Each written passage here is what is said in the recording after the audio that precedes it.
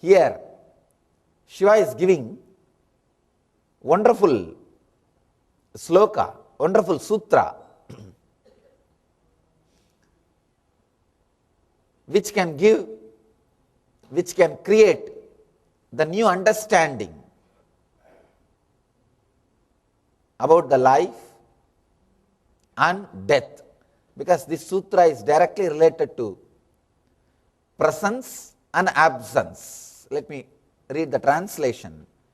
Feel an object or person. The presence in front of you means that touch or by seeing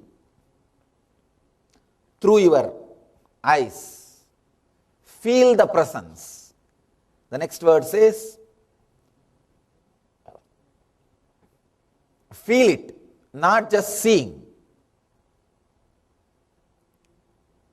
Next step, feel the absence of all other objects but this one. Understand? Step by step. Let me give the translation. Feeling the presence of an object or a person. Second step, feeling the absence of other objects. First, feeling the presence of one object or a person. Second step, feeling the absence of all other objects and persons,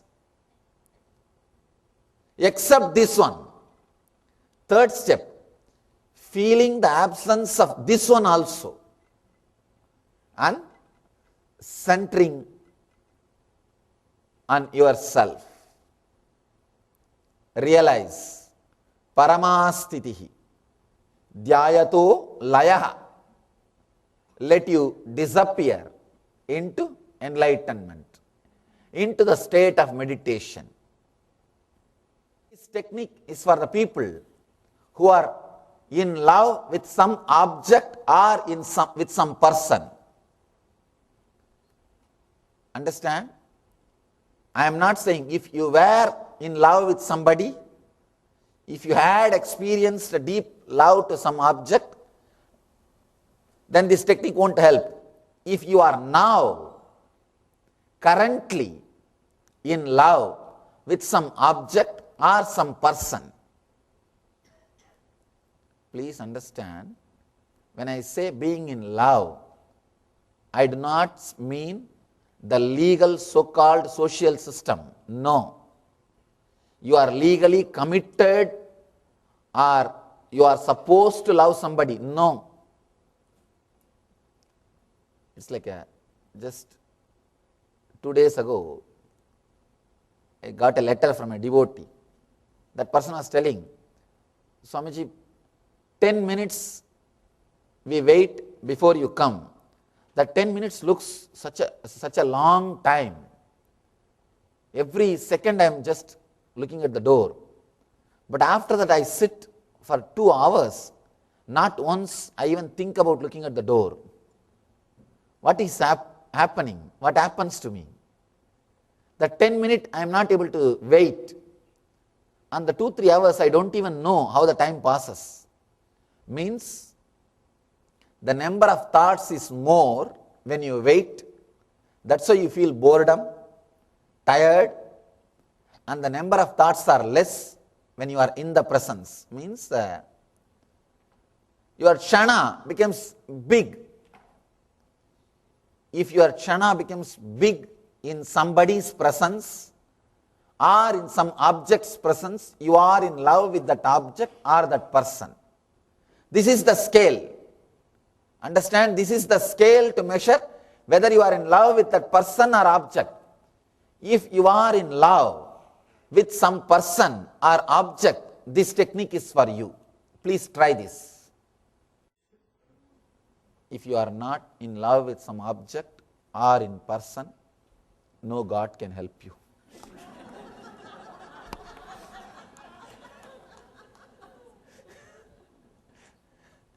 Not only Shiva, nobody can help you.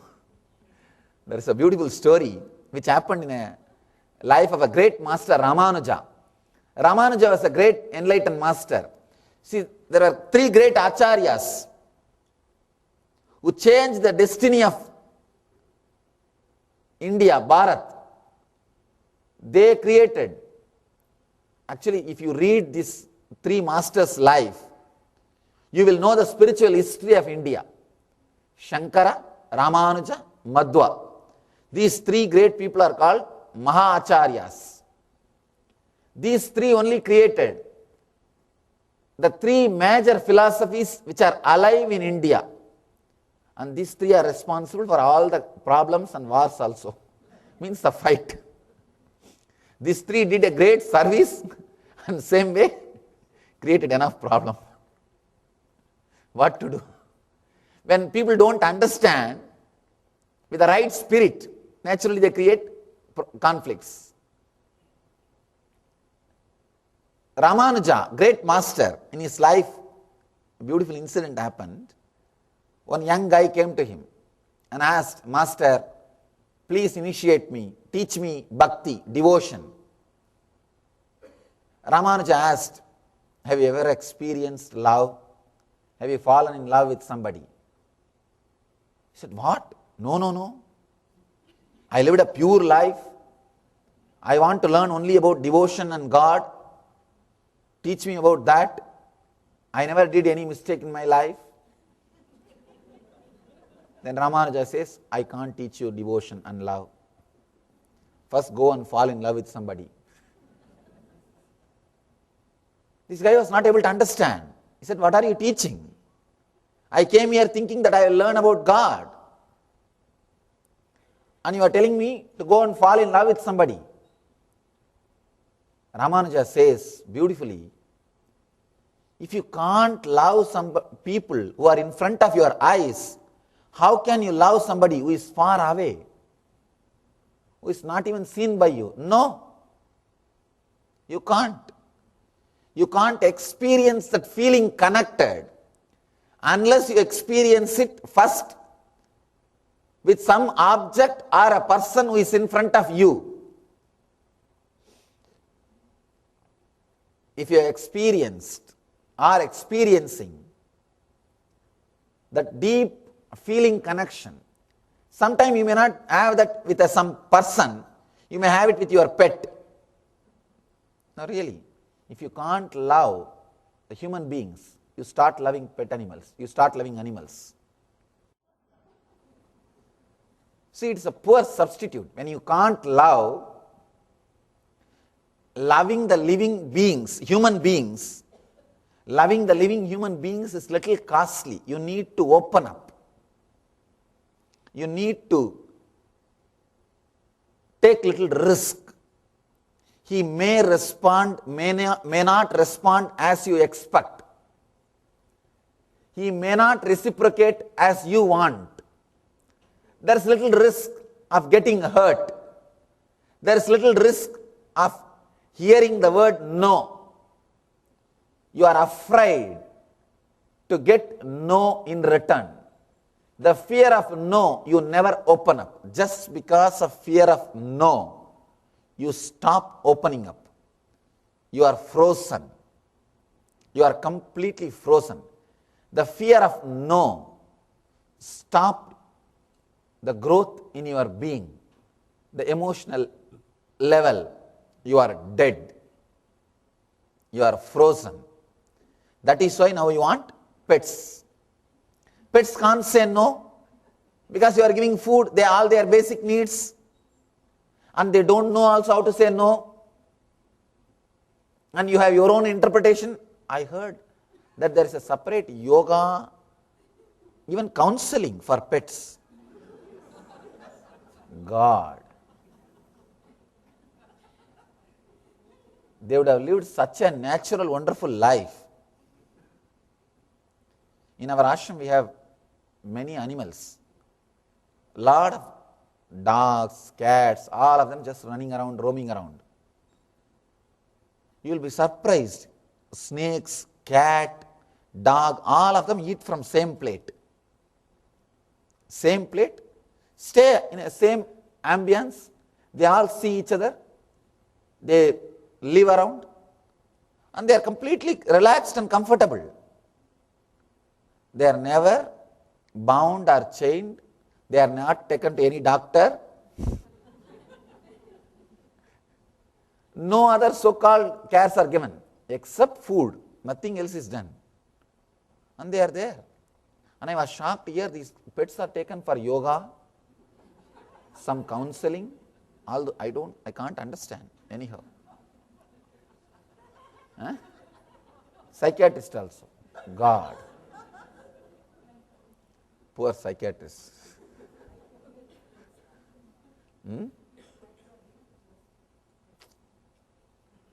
Anyhow, it's a poor substitute. It's a very poor substitute. And when you can't even open up to that much with a pet, you fall in love with some stone. Now, I have seen people really doing that.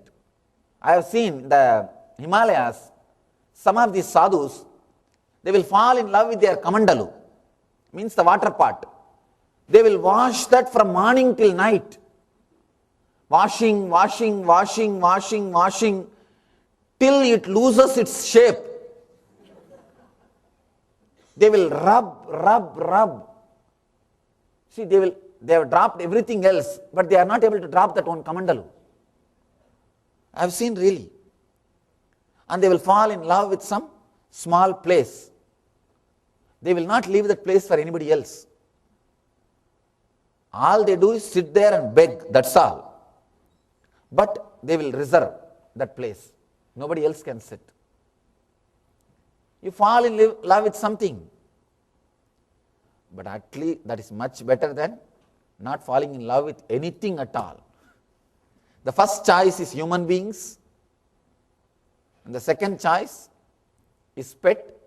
Third choice, at least some stone or something. Okay. Learn to open up. Learn to relax. When you are in love with something, you stop thinking about you. You start thinking about that person or object. The attention is shifted. The energy is shifted. Constantly thinking about you creates so much of suffering in you. Just see. You suffer, you feel loneliness, depression, when you are constantly thinking about you. Just reduce a little bit.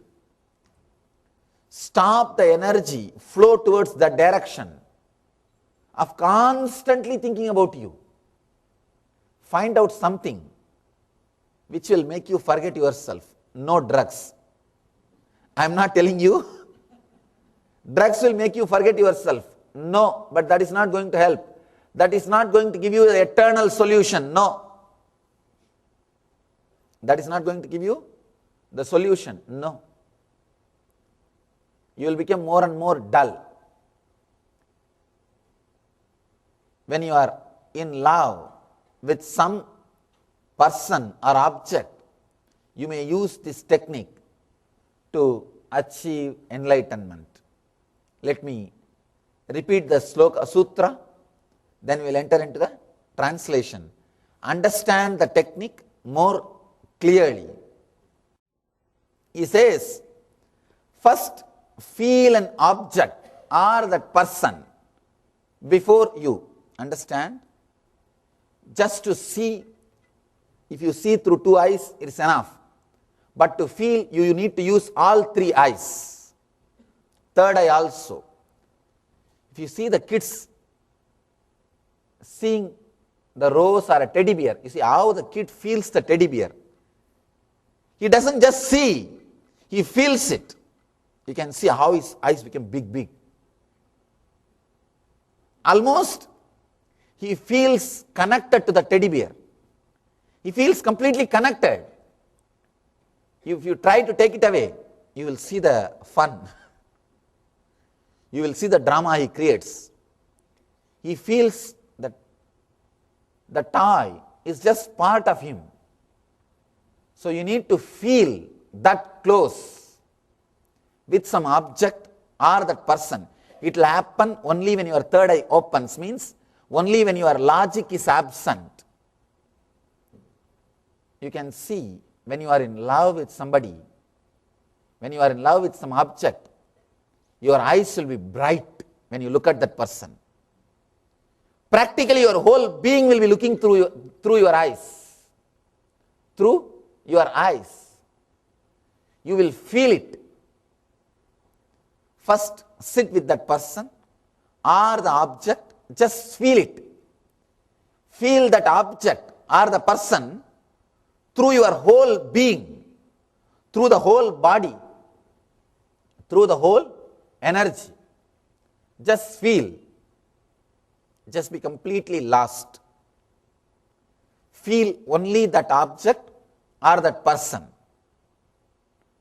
Second thing, important thing, feel the absence of all other objects and persons but this one.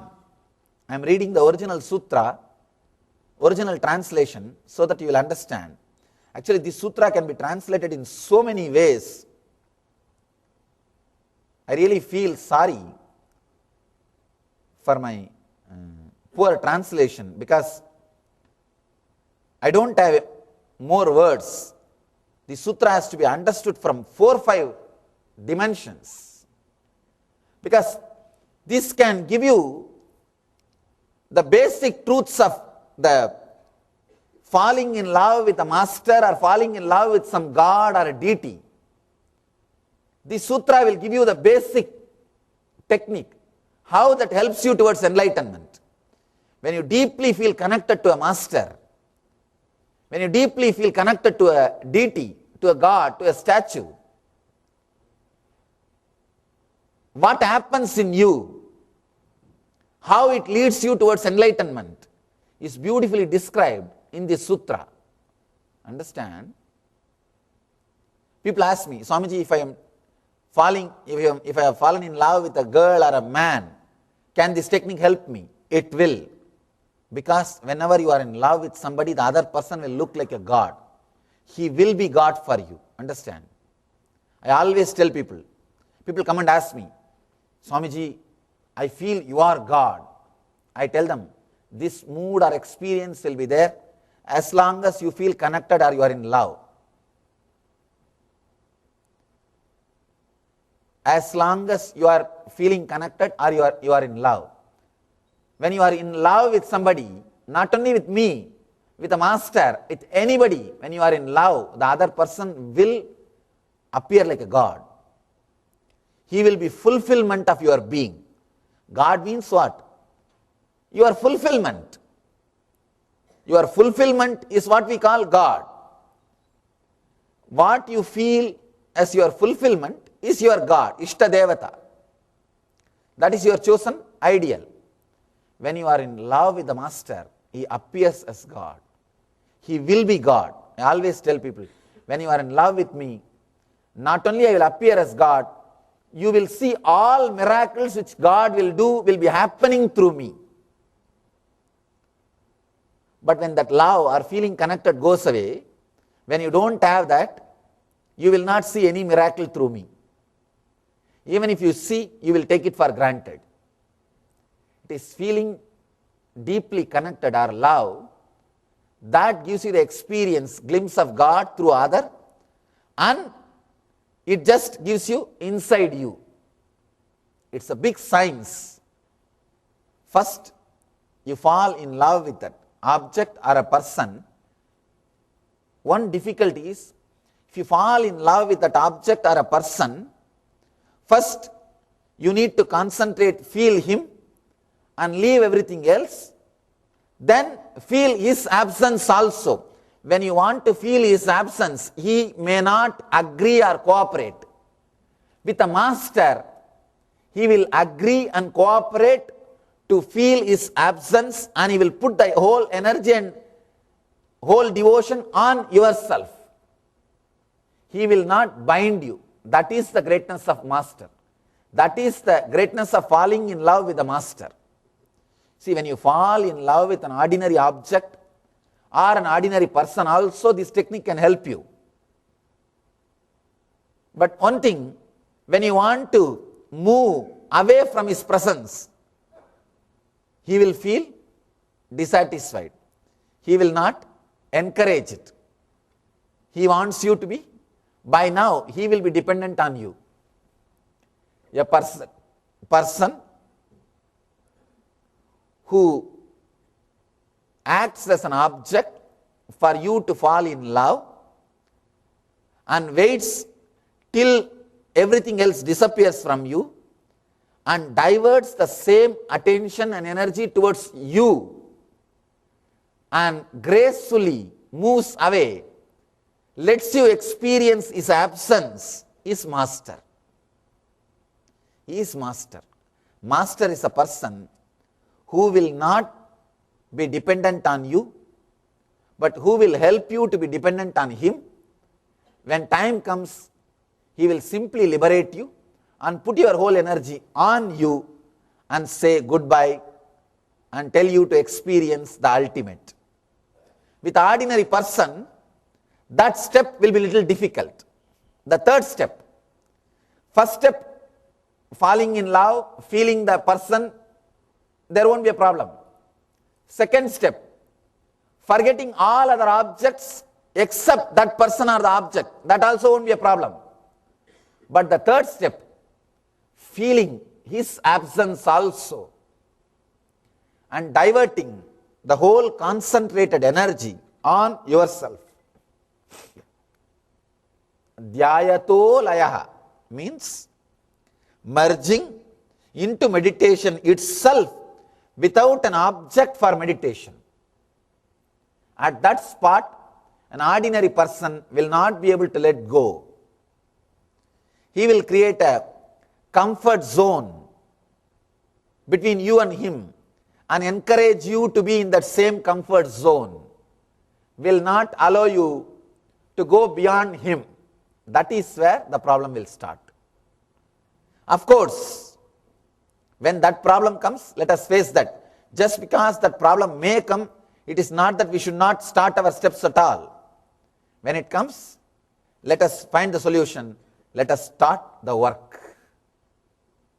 Let us start the great work of working towards the enlightenment. This sutra, if it is understood, it will give you the basic signs of devotion, basic signs of falling in